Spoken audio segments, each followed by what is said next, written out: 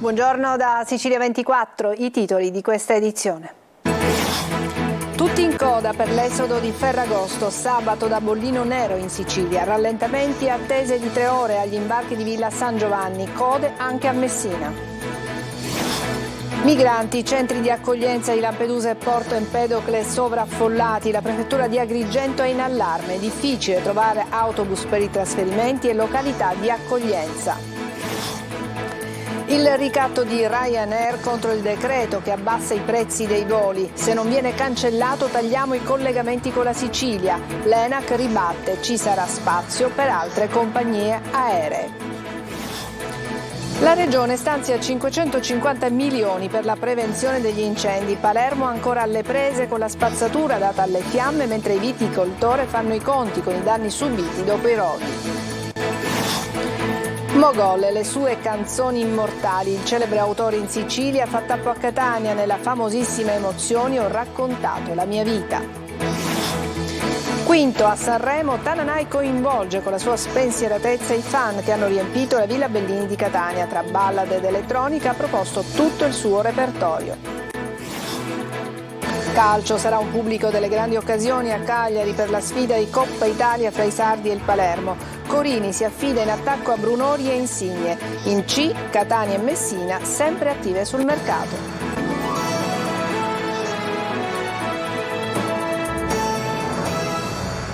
Bentrovati a Sicilia 24, è un sabato a bollino nero sulle autostrade, attese di 3 ore agli imbarchi di Villa San Giovanni e anche a Messina. Inizia così l'esodo di Ferragosto. Gli stranieri in viaggio sono più numerosi dei vacanzieri italiani che sono frenati dal carovita e Nerone, l'anticiclone africano, risparmia per il momento la Sicilia. Emanuela Corsi.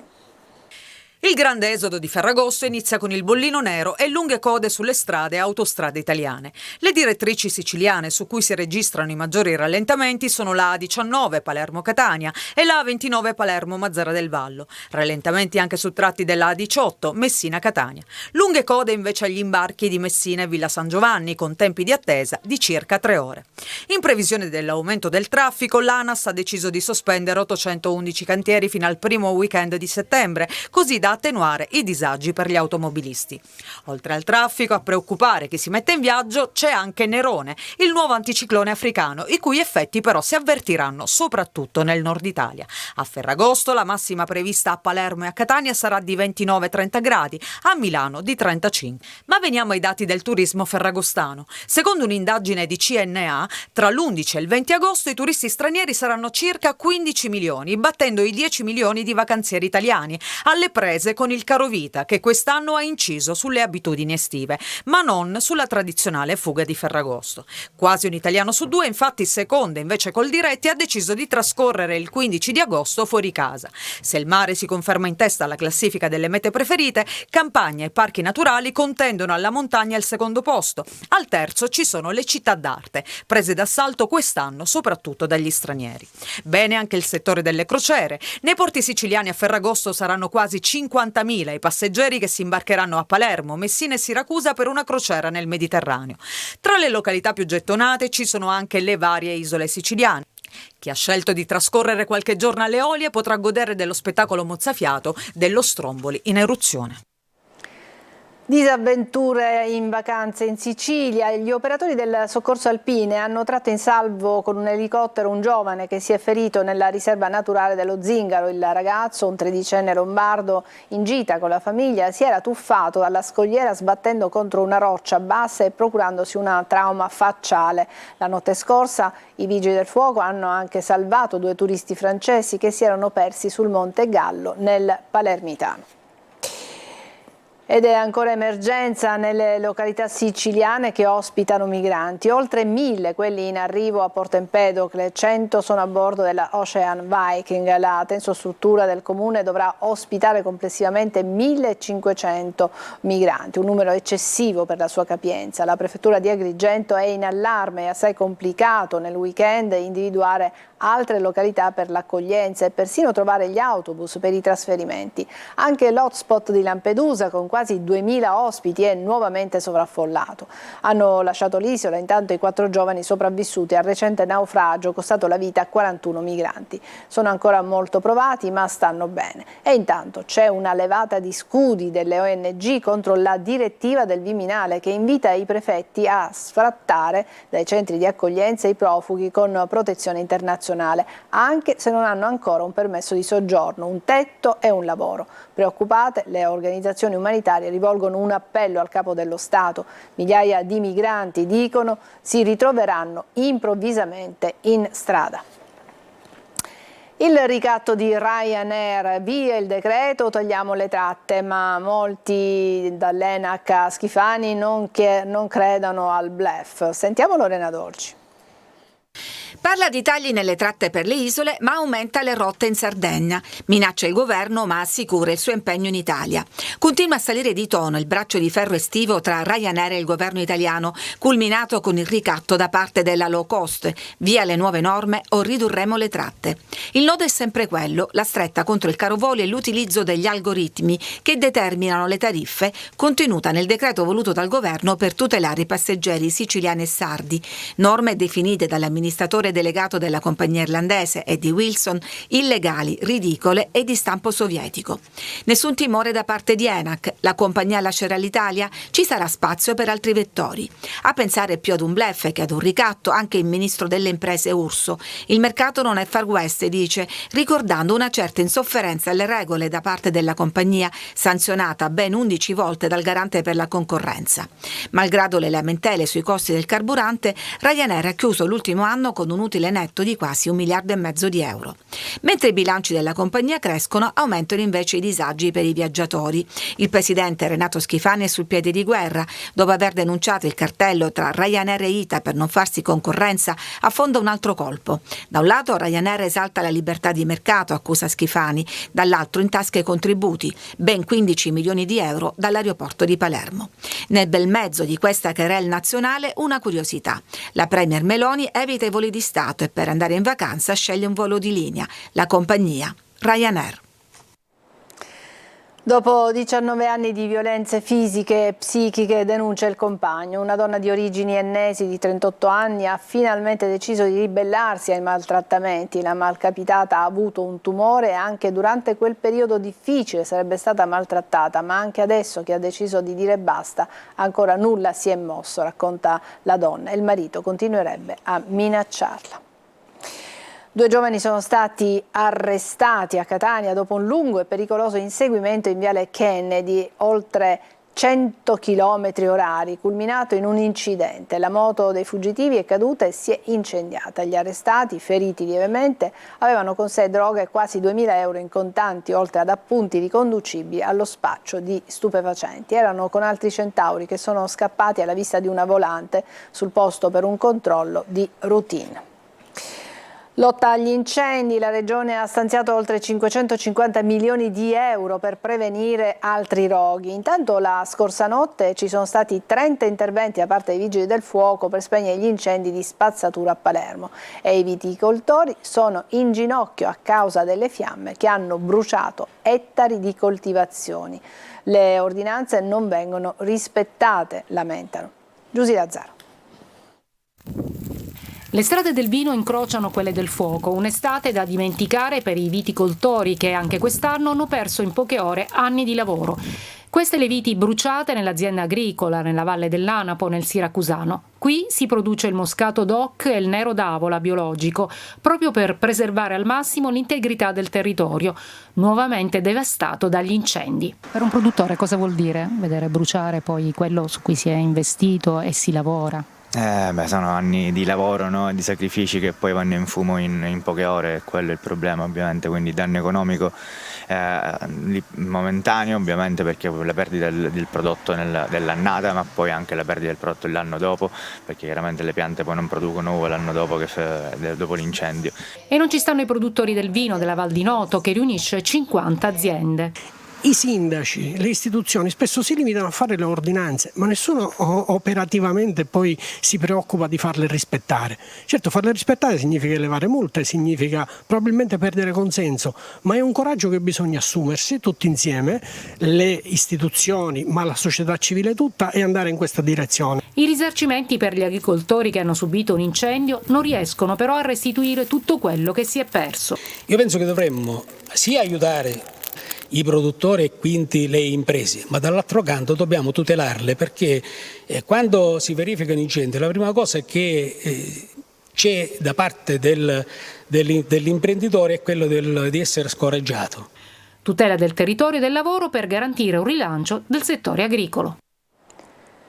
Variazione di orario per la raccolta di rifiuti in occasione del Ferragosto. Il consorzio Gema informa che a Catania la raccolta della frazione organica il 14 sarà anticipata alle 18:30. I residenti nel quadrilatero compreso tra la Circonvallazione, Viale Ulisse, Viale Africa e Via Etnea sono invitati dunque a conferire i sacchetti entro e non oltre le 18 di lunedì 14 agosto. E adesso una pausa, a tra poco.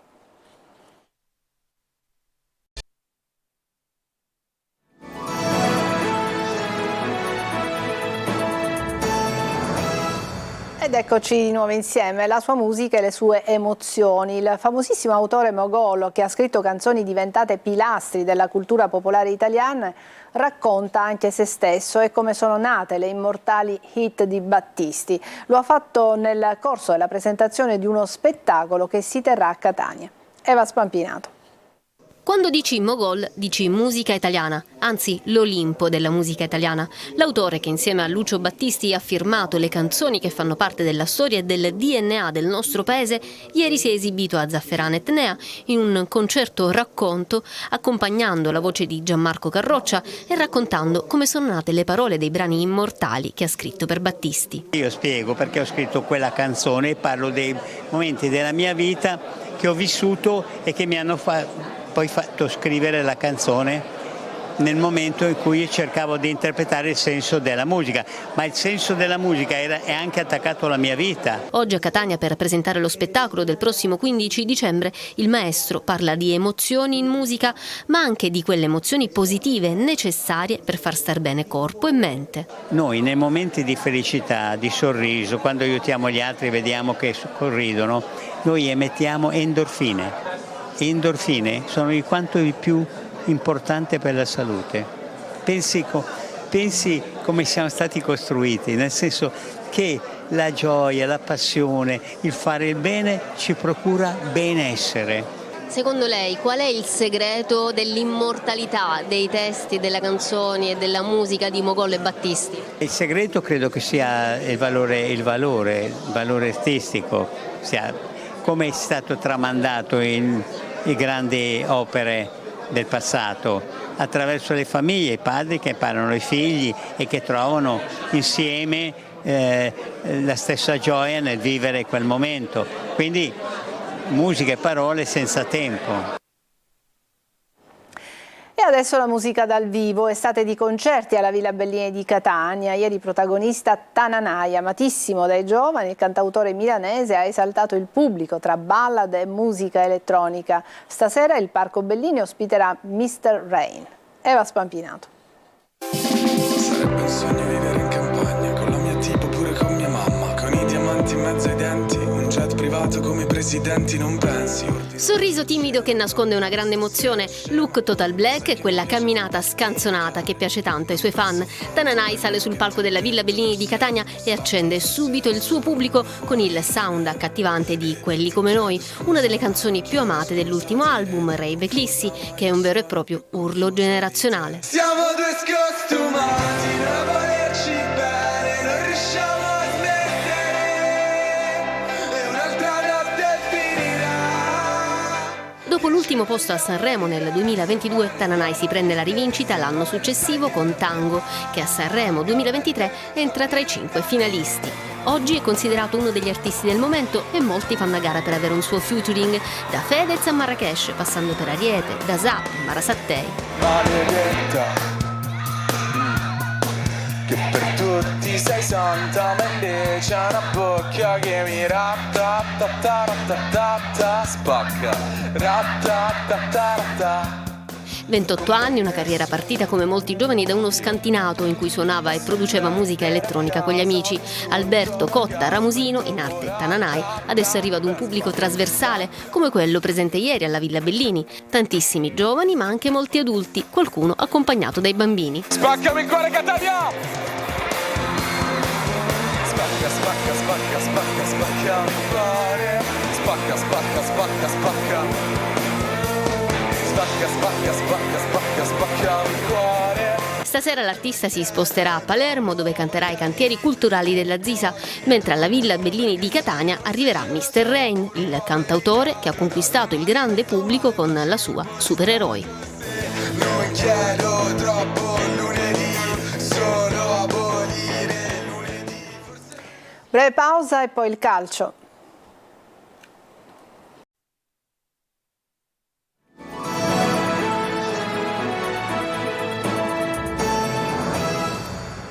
Eccoci al calcio, prima stagionale questa sera per il Palermo che alle 21:15 sfiderà il Cagliari alla Domus Arena. Corini si affiderà al 4-3-3 in avanti, Brunori, Insigne e Di Mariano. Marco Gulla.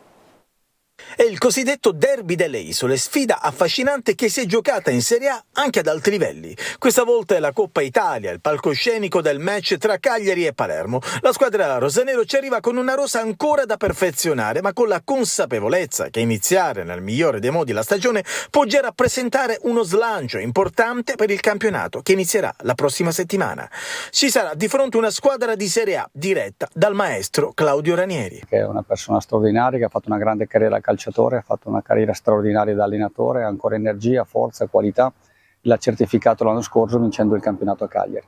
È un banco di prova importante perché ci serve un test di questo tipo in uno stadio pieno con una tifoseria che spingerà, che è quello che poi troveremo a Bari alla prima di campionato, e dunque abbiamo la volontà di fare una grande partita, di dare il meglio per passare il turno e prepararci appunto al meglio alla prima di campionato. Corini recupera varie pedine in porta Pigliacelli, poi Matteo, Lucioni, Marconi e Ceccaroni in difesa, Vasic, Stulas e Gomez a centrocampo, Insigne, Brunori e Di Mariano in avanti. Derby tra le isole anche sul mercato, il centrocampista della Spal Prati è conteso da Palermo e Cagliari. La risposta del nazionale Under 20 arriverà la prossima settimana. E adesso le prime parole di Curado, il nuovo difensore centrale del Catania. Prossimi obiettivi di mercato, un altro difensore e un attaccante. In casa Messina filtra ottimismo per l'utilizzo del Franco Scoglio entro l'inizio del torneo. Sergio Colosi.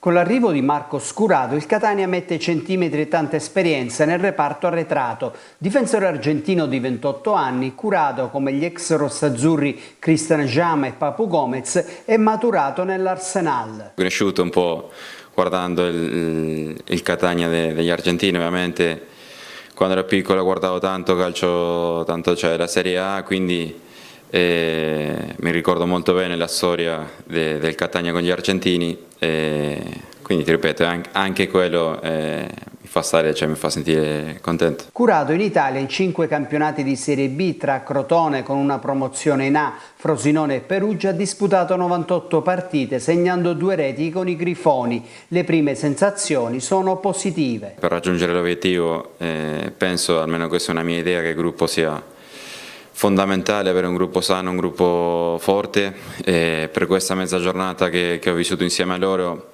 ovviamente ci conosceremo piano piano, passa il tempo, però mi sono già sentito bene insieme a loro, cioè, si vede che sono un gruppo molto umile, con tanta voglia di lavorare, e niente, io ti ripeto, vengo qui a dare il mio contributo e aiutare quanto posso. Quello del Catania è un mercato intelligente, sintesi di investimenti e qualità per vincere subito e creare una buona struttura tecnica del futuro. Prossime mosse: un altro difensore centrale, piace Daniele Liotti della Regina, e un attaccante. Nel Messina dopo Plescia anche Provenzano ha rifiutato il trasferimento. Per l'inizio del campionato il manto erboso del Franco Scoglio dovrebbe essere pronto, ma l'organico è ancora incompleto e carente. Era questa l'ultima notizia del nostro telegiornale, ci fermiamo qui, grazie per l'attenzione, a tutti buon pomeriggio.